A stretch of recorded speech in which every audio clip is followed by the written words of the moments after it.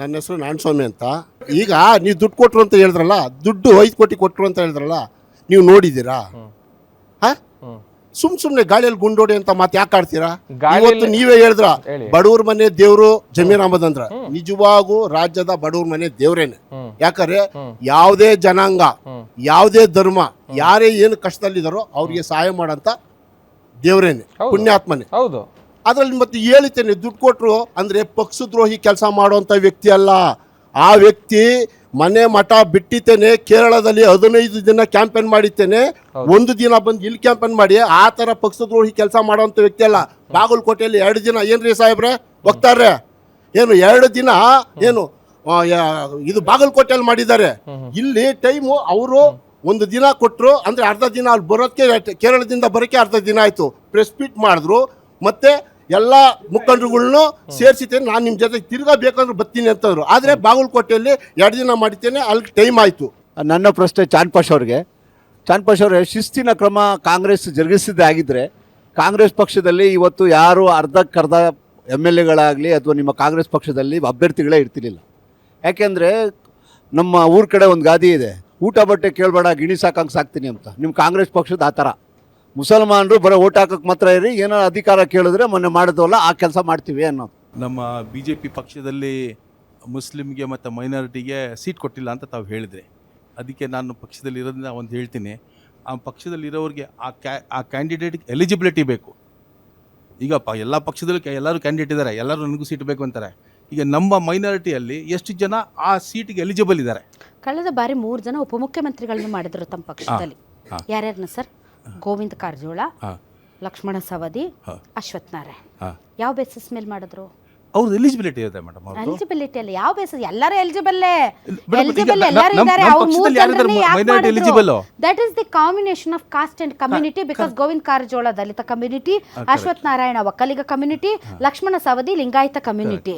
So ನಿಮಗೆ ಜಾತ್ಯತೀತ ತತ್ವಗಳಲ್ಲಿ ನಂಬಿಕೆ ಇದ್ದರೆ ಮತ್ತು ಸಮಾನತೆ ಸಹಬಾಳ್ವೆ ಅನ್ನೋದರ ಬಗ್ಗೆ ತಮಗೆ ನಿಜಕ್ಕೂ ಕೂಡ ಕಾಳಜಿ ಇದ್ದರೆ, ನಿಮಗೆ ಇಷ್ಟು ಲಕ್ಷ ಕೋಟಿ ಸಂಖ್ಯೆಯಲ್ಲಿ ಇರುವಂಥ ಮುಸಲ್ಮಾನರಲ್ಲಿ ಒಬ್ಬ ಸಮರ್ಥ ಕ್ಯಾಂಡಿಡೇಟ್ ಸಿಕ್ಕಿಲ್ಲ ಅಂತಂದ್ರೆ ನನ್ಗೆ ಅರ್ಥ ಆಗ್ತಾ ಇಲ್ಲ. What type of logic is this? ಬಿಜೆಪಿಯಲ್ಲಿ ಇದ್ದಾರೆ, ಅದರಲ್ಲಿ ಕ್ಯಾಂಡಿಡೇಟ್ ಇದ್ದಾರಾ ಅದು ಮುಖ್ಯ. ಲಕ್ಷಾಂತರ ಜನ ಇದ್ದಾರೆ, ಬಿಜೆಪಿಯಲ್ಲಿ ಯಾರಿದ್ದಾರೆ? ಯಾಕಿಲ್ಲ? That is the question. ಇಲ್ಲ, ಆ ಎಲಿಜಿಬಿಲಿಟಿ ಕ್ಯಾಂಡಿಡೇಟ್. ಯಾಕಿಲ್ಲ ಅಂತ ನಾನು ಮೈನಾರಿಟಿ, ನಾನು ಮೈನಾರಿಟಿ, ಬಟ್ ನಾನು DCM ಗೆ ಎಲಿಜಿಬಲ್ ಅಂತ ಹೇಳಕ್ಕಾಗತ್ತಾ? ಆಗಲ್ಲ. ಯಾಕಾಗಲ್ಲ ಸರ್? ಒಬ್ಬ ಚಾಯ್ವಾಲ ಈ ದೇಶದ ಪ್ರಧಾನಿ ಆಗ್ತಾರೆ ಅಂತ ಅನ್ನೋದಾದರೆ ನಿಮಗೆ ಯಾಕಿಲ್ಲ ಸರ್? ಪ್ರಜಾಪ್ರಭುತ್ವ ವ್ಯವಸ್ಥೆಯಲ್ಲಿ ಈ ಸಂವಿಧಾನದ ಅಡಿಯಲ್ಲಿ ಎಲ್ಲವೂ ಆಗುವ ನಾನು ಬೆಳಿಬೇಕಲ್ಲ ಆ ಮಟ್ಟಕ್ಕೆ. ಆ ಮಟ್ಟಕ್ಕೆ ನಾನು ಬೆಳೆದ ಮೇಲೆ ನಾನು ಕೇಳಬಹುದು. ಈಗಿನ ಕಾಲದಲ್ಲಿ ಪ್ರತಿಯೊಬ್ರು ಕೆಮಿಕಲ್ ಮಿಶ್ರಣ ಆಹಾರ ತಿಂದು BP ಶುಗರ್ ಬಂತು ಅಂತ ಚಿಂತೆ ಮಾಡ್ತಾರೆ. 24 ಧಾನ್ಯಗಳನ್ನ ನೀರಿನಲ್ಲಿ ನೆನೆಸಿ ನೆರಳಿನಲ್ಲಿ ಒಣಗಿಸಿ ಮಣ್ಣಿನ ಮಡಿಕೆಯಲ್ಲಿ ಹದವಾಗಿ ಹುರಿದು ಸಾಂಪ್ರದಾಯಿಕ ಪದ್ಧತಿಯಲ್ಲಿ ತಯಾರಾಗಿದೆ ಜೀನಿ. BP ಶುಗರ್ ದೂರ ಆಗಬೇಕು ಅಂದ್ರೆ ಪ್ರತಿದಿನ ಜೀನಿ ಕುಡಿಯಿರಿ. ಆಫ್ರಿನ್ ಇದ್ದಾರೆ. ಆಫ್ರಿನ್ ಅವರೇ, ತಮ್ಮ ವಿಡಿಯೋ ಈಗ ಸಿಕ್ಕಾಪಟ್ಟೆ ವೈರಲ್ ಆಗ್ತಾ ಇದೆ, ಸೇಯಿಂಗ್ ದಟ್ ನೀವು ಯಾಕೆ ರಾಜೀನಾಮೆ ಕೊಟ್ಟರೆ ಅಥವಾ ಯಾಕೆ ತಮ್ಮನ್ನ ಪಕ್ಷದಿಂದ ಹೊರಗಡೆ ಕಳುಹಿಸಲಾಯಿತು ಅಂತ. ನನಗೆ ಐ ವಾಂಟ್ ಟು ಆಸ್ಕ್, ನೀವು ಎಷ್ಟು ವರ್ಷದಿಂದ ಕಾಂಗ್ರೆಸ್ ಪಾರ್ಟಿಯಲ್ಲಿದ್ದೀರಿ? ನಾನು 2 ವರ್ಷದಿಂದ. 2 ವರ್ಷದಿಂದ ಕಾಂಗ್ರೆಸ್ ಪಾರ್ಟಿಯಲ್ಲಿದ್ದೀರಾ? ಸೊ ಕಾಂಗ್ರೆಸ್ ಪಾರ್ಟಿಯಲ್ಲಿ ತಮಗೇನು ಜವಾಬ್ದಾರಿಗಳಿದೆ ಇತ್ತು? ನಾನು ಎಲೆಕ್ಷನ್ ಕಂಟೆಸ್ಟ್ ಮಾಡಿದ್ದೆ, Bengaluru north district vice president ಆಗಿದ್ದೆ ಯೂತ್ ಕಾಂಗ್ರೆಸ್ಸಿಂದ. ಮತ್ತು ನಾನು ಕೆಲಸ ಕಾರ್ಯಗಳನ್ನ ನೋಡಿ ಅವರೇ ಅಡ್ಮಿನ್ ಮಾಡಿದರು ನನಗೆ. All right. ತಮ್ಮ ಮೇಲೆ ಕೋಪ ಬರೋಕ್ಕೆ ಕಾರಣ ಏನು? ನಮ್ಮ ಸಮುದಾಯ ಪರವಾಗಿ ಮಾತಾಡಿದ್ದು. ಅಂದರೆ ನೀವು ನಿಮ್ಮ ಸಮುದಾಯದ ಪರವಾಗಿ ಮಾತಾಡೋಂಗಿಲ್ವಾ ಪಾರ್ಟಿಯಲ್ಲಿ? ಇಲ್ಲ. ವಾಟ್ ಎಕ್ಸಾಕ್ಟ್ಲಿ ಏನಾಯ್ತು, ಸ್ವಲ್ಪ ಎಕ್ಸ್ಪ್ಲೈನ್ ಮಾಡಿ. 20ನೇ ತಾರೀಕು ಮಾರ್ಚ್ 20ನೇ ತಾರೀಕು ಬಂದ್ಬಿಟ್ಟು ಚಾಂದ್ರಾತ್ ದಿವಸ ಇವರೆಲ್ಲ ಕುತ್ಕೊಂಡು ದಾವಣಗೆರೆ ದಕ್ಷಿಣ ಟಿಕೆಟ್ ಒಂದು ಇದು ನಡೆಯುತ್ತೆ, ಸಭೆ ನಡೆಯುತ್ತೆ. ಆ ಸಭೆಯಲ್ಲಿ ಎಲ್ಲ ಮುಸ್ಲಿಂ ಮುಖಂಡರು ಸೇರಿಕೊಂಡು ಹೇಳ್ತಾರೆ, ನಮ್ಮ ಮುಸ್ಲಿಂ ಸಮಾಜದಿಂದ ಒಬ್ರಿಗೆ ಟಿಕೆಟ್ ಕೊಡಿ ಅಂತ ಹೇಳ್ತಾರೆ. ಇದೇ ನಡೆದಿರೋದು. ಅವಾಗ ಏನಾಗುತ್ತೆ ಅಂತ ಹೇಳಿದ್ರೆ, ಇಲ್ಲ ಸದ್ಯಕ್ಕೆ ನಾವು ಸಮರ್ಥ ಅವ್ರಿಗೆ ಕೊಡ್ತಾರೆ ಅಂತ ಅವರು ಹೇಳ್ತಾರೆ. ಅದಕ್ಕೆ ಯಾರು ಹೇಳ್ತಾರೆ? ಸುರ್ಜಿವಾಲಾ ಅವರು. ಅವಾಗ ಜಮೀರ್ ಅಹಮದ್ ಖಾನ್ ಸಾಹೇಬ್ರು ಏನ್ ಮಾಡ್ತಾರೆ ಅಂತ ಹೇಳಿದ್ರೆ, ಯಾರಿಗಾದ್ರೂ ಮುಸಲ್ಮಾನ್ ಸಮುದಾಯದಲ್ಲಿ ಜಬ್ಬಾರ್ಗೆ ಕೊಡಿ ಅಂದ್ರಂತೆ. ಇಲ್ಲ, ಇದು ಹೇಳ್ತಾ ಇದೀನಲ್ಲ, ಎಲ್ಲ ತಪ್ಪು. ಇದು ಜಬ್ಬಾರ್ ಅಂತಾನೆ ಹೆಸರು ಒಂದು ತಗೊಂಡಿಲ್ಲ. ಜಮೀರ್ ಅಹಮದ್ ಖಾನ್ ಸಾಹೇಬ್ರು ಹಿಂದ್ಗಡೆ ಬಂದ್ಬಿಟ್ಟು ಖಲೀಲ್ ಅಂತ ಇದ್ದಾರೆ, ಅವರು ಯೂತ್ ಕಾಂಗ್ರೆಸ್ ಅಲ್ಲೇ ಇದ್ದಾರೆ. ಅವರು ಹೋರಾಡ್ಕೊಂಡಿದ್ರು, ಜಬ್ಬಾರ್ ಸಾಹೇಬ್ರು ಹೋರಾಡ್ಕೊಂಡಿದ್ರು, ಇನ್ನೂ ಇನ್ನೊಬ್ರು ಅಂತ ಹೇಳ್ಕೊಂಡಿದ್ರು. ಅದಕ್ಕೆ ಏನಾಯ್ತು, ಸಮುದಾಯಕ್ಕೆ, ನಮ್ಮ ಮುಸ್ಲಿಂ ಸಮುದಾಯಕ್ಕೆ ನಮಗೋಸ್ಕರ ಯಾರಾದ್ರೂ ಧ್ವನಿ ಎತ್ತಿ ಮಾತಾಡಕ್ಕೆ ಇವತ್ತು ಕೇಪಬಲ್ ಇದ್ದಾರೆ ಅಂದ್ರೆ ಅದು BZ ಜಮೀರ್ ಅಹಮದ್ ಖಾನ್ ಸಾಹೇಬ್ರು ಒಬ್ಬರೇ ಇರೋದು. Move forward.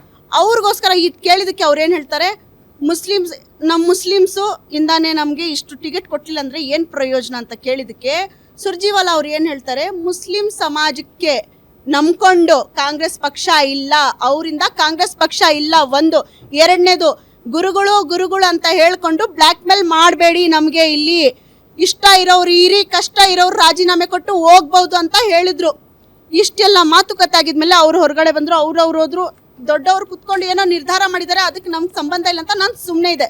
ಆದ್ರೆ ಅದಾಗಿದ ತಕ್ಷಣನೇ ಹೊರಗಡೆ ಏನ್ ಸ್ಟೇಟ್ಮೆಂಟ್ಗಳು ಕೊಡ್ತಾರ ಅಂತ ಹೇಳಿದ್ರೆ ಕೆಲವರು, ಅವ್ರು ಯಾರಂತ ಅದು ಹೇಳ್ತೀನಿ ನಾನು ನೆಕ್ಸ್ಟ್. ಕೆಲವ್ರು ಏನ್ ಸ್ಟೇಟ್ಮೆಂಟ್ ಕೊಡ್ತಾರಂದ್ರೆ, ಹೊರಗಡೆ ತುಂಬಾ ಇಲ್ದಿದ್ದೆಲ್ಲ ಗಲ್ಬೆ ಸೃಷ್ಟಿ ಮಾಡ್ತಾ ಇದ್ದಾರೆ, ಉಲ್ಮಾ ಬಗ್ಗೆ ಈ ತರ ಹೇಳಿದ್ದಾರೆ, ಅದಂತ ಆ ತರ ಯಾರು ಹೇಳಿಲ್ಲ, ಸುರ್ಜಿವಾಲಾ ಅವರು ಯಾವತ್ತು ನಮ್ಮ ಪರವಾಗಿ ಮಾತಾಡಿದಾರಂತ ಒಂದು ತಪ್ಪು ಸ್ಟೇಟ್ಮೆಂಟ್ ಶಿವಾಜಿನಗರ್ ಶಾಸಕರಾದ ರಿಜ್ವಾನ್ ಅರ್ಷದ್ ಅವರು ಮತ್ತೆ ಸಲೀಂ ಅಹಮದ್ ಅವರು ಕೊಡ್ತಾರೆ ಸ್ಟೇಟ್ಮೆಂಟ್.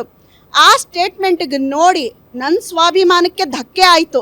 ನಾನು ಕುತ್ಕೊಂಡು ಒಂದು ವಿಡಿಯೋ ಮಾಡ್ತೀನಿ, ಈ ತರ ಮುಸ್ಲಿಂ ಸಮುದಾಯ ಇವ್ರ ಕೈ ಹಿಡಿತಾ ಇರ್ಲಿಲ್ಲ ಅಂದ್ರೆ ಕರ್ನಾಟಕದಲ್ಲಿ ಕಾಂಗ್ರೆಸ್ ಸರ್ಕಾರ ಬರಕ್ಕೆ ಚಾನ್ಸೇ ಇರಲಿಲ್ಲ ಅಂತ ನಾನು ಒಂದು ಸ್ಟೇಟ್ಮೆಂಟ್ ಕೊಟ್ಟಿದ್ಮೇಲೆ ಇವ್ರೇನ್ ಮಾಡ್ತಾರೆ, ನಾನು ದಾವಣಗೆರೆಗೆ ಹೋಗ್ಬೇಕಾಗುತ್ತೆ, ನಂದು ಪಕ್ಷ ಚಟುವಟಿಕೆ ಬೇರೆ ಕಡೆ, ಸಮುದಾಯ ಪರ ಮಾತಾಡೋದು ಒಂದು ಕಡೆ ಅಂತ ನಾನೇನ್ ಮಾಡ್ತೀನಿ, ಹೋಗೋಣ ಇದು ಬಾಗಲಕೋಟೆಗೆ ನಾನು ಇನ್ಚಾರ್ಜ್ ಅಂತ ನಾನು ಒಬ್ರಿಗೆ ಕಾಲ್ ಮಾಡಿದ್ರೆ ನನ್ಗೆ ರೆಸ್ಪಾನ್ಸ್ ಸಿಗಲ್ಲ.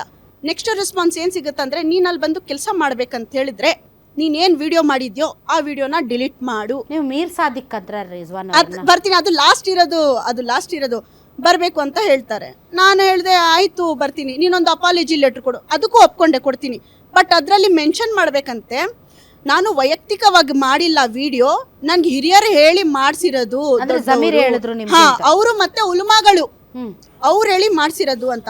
ಇವಾಗ ನಮ್ಮ ಸಮುದಾಯ ಪರವಾಗಿನೇ ನಾನು ವಿಡಿಯೋ ಮಾಡಿರೋದು, ಅವ್ರ ವಿರುದ್ಧವಾಗಿ ನಾನು ಹೆಂಗೆ ಮತ್ತೆ ವಿಡಿಯೋ ಮಾಡಲಿ? ಅದಕ್ಕೆ ನಾನು ಹೇಳಿದೆ, ಇಲ್ಲ ಅಕ್ಕ ಇದು ನನ್ನ ಕೈಯಿಂದ ಆಗಲ್ಲ ಅಂದರೆ, ಅಮ್ಮೋ ಹಂಗಾಗಿಲ್ಲ ಅಂತ ಹೇಳಿದ್ರೆ ನಿನ್ಗೆ ಎಕ್ಸ್ಪೆಲ್ ಮಾಡ್ತಾರೆ ಅಂದರು.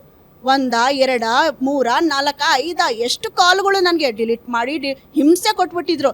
ನಾನು ಒಂದೇ ಒಂದು ನಿರ್ಧಾರಕ್ಕೆ ಬಂದೆ, ಹಂಗೂ ಇವ್ರು ಏನಾದರೂ ಮುಂದೆ ಹೋಗಿ ನನ್ಗೆ ಕೊಡ್ತಾರೆ ಕೆಲಸ, ಹಿಂಗೂ ಕೊಡ್ತಾರೆ, ಅದಕ್ಕೆ ನನ್ನ ಸಮುದಾಯವಾಗಿ ಪರವಾಗಿ ನಾನು ಹೇಗಿದ್ದೀನೋ ಹಾಗೆ ಇರ್ತೀನಿ ಅಂತೇಳಿ ರಾಜೀನಾಮೆ ಕೊಟ್ಟೆ. I am not part of Congress party ಅಂತ ಒಂದು ನಾನು ಪೋಸ್ಟ್ ಹಾಕ್ತೀನಿ.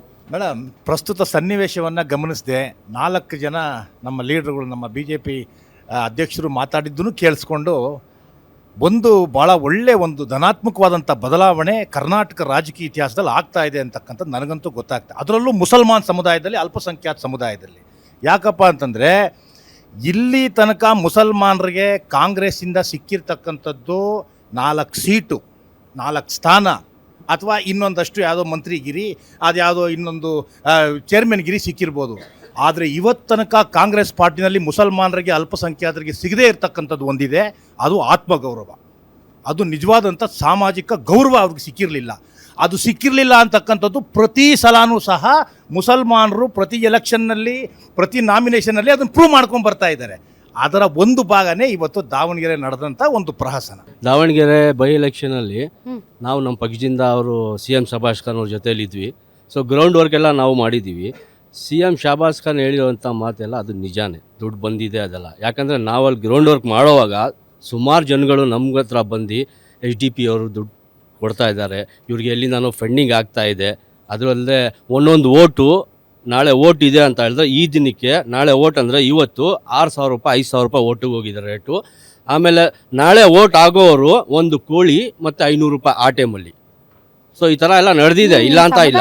ಅವಮಾನ ಮಾಡ್ತಾ ಇದೀರಿ ಅಂತ ನಿಮ್ಗೆ ಇಲ್ಲ ಇಲ್ಲ ಮೇಡಮ್, ಅವಮಾನ ಅಲ್ಲ. ಮುಸಲ್ಮಾನ ಸಮುದಾಯ ಒಂದು ಕೋಳಿಗೆ ಒಂದು 500 ರೂಪಾಯಿ ಓಟ್ ಹಾಕುತ್ತೆ ಅಂದ್ರೆ ಅದೇ ಹೇಳ್ತಾ ಇರೋದು ಮೇಡಮ್. ನೋಡಿ ಇದು ಏನಾಗಿದೆ ಗೊತ್ತಾ, ಇದು ಅಲ್ರಿ ನಾನ್ ವೆಜ್ ತಿನ್ನೋರು ನೀವು ಒಂದ್ ಕೋಳಿಗೆ ಒಂದು ಓಟ್ ಹಾಕ್ತೀರಾ? ಮೇಡಮ್ ಲೈವ್ ವಿಡಿಯೋಗಳಿದೆ ಅಲ್ಲ ಮೇಡಮ್, ಲೈವ್ ವಿಡಿಯೋಗಳು ಬಂದಿದೆ ಅಲ್ಲ, ನೀವು ನೋಡಿ ಲೈವ್ ವಿಡಿಯೋಗಳಾಗಿದೆ, ಲೈವ್ ವಿಡಿಯೋಗಳಾಗಿದೆ.